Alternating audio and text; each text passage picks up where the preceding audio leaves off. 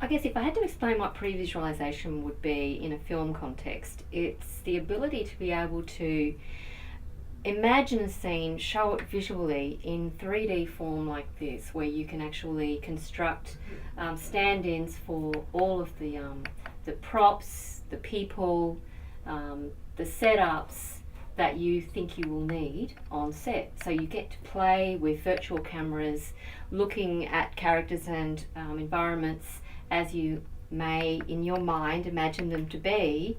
When you set out to film your project, you can actually test it out first using virtual cameras. We can skip from a storyboard panel straight into 3D. We place the car into our scene and we can animate that driving along the road. We can test a crane shot with our virtual camera that we've got here, and we can play with different lens lengths and so on and get a feel for what will work and what won't work when we're actually on set.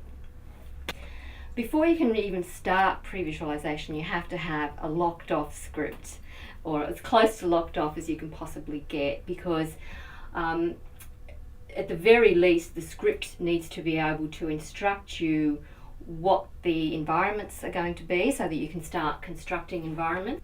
Previs is a wonderful tool that can replace animatics, but it doesn't really replace anything. It just gives you another tool to improve your ability to visualize how your film is going to look.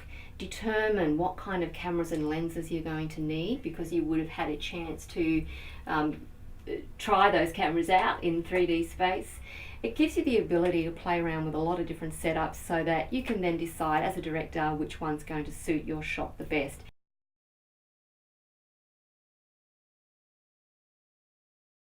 Sound on film comes from the understanding that as a sound person that you get from the director and the script.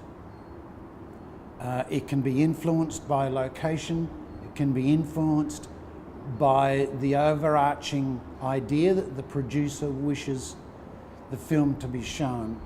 It also is influenced by the genre of the film. If it's a period film, if it's a sci-fi, if it's a film about World War II, if it's a film about a domestic drama, it will change the relationship. Sound, to me, I believe sound design is exactly the same as composition, music composition. My very first starting point is the director's vision. Like on Wolf Creek 2, when I talked to Greg McLean, my understanding was driven. We sat down and he said, this is what I'd like to tell you. A picture of a truck is a truck. It's the sound of the truck that will make the audience feel uneasy. It's the sound of Mick Taylor getting in, getting out of the truck and driving the truck that will produce the required terror of the audience. Visually, we can close our eyes and not see the picture, but our ears are so fantastic that they still feed information directly into our nervous system. We utilize techniques of persuasion, direct techniques of persuasion to mold the audience into the way in which we would, through what the director requires, to solicit the correct emotional response. The first stage is your director's concept. The second stage is the script and how that operates. The third stage is recording on location.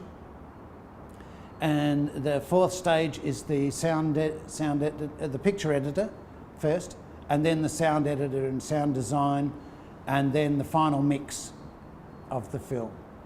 A lot of pictures you incorporate the art department, because the art department is one of the great allies of the sound department. That they would produce props, material on the set.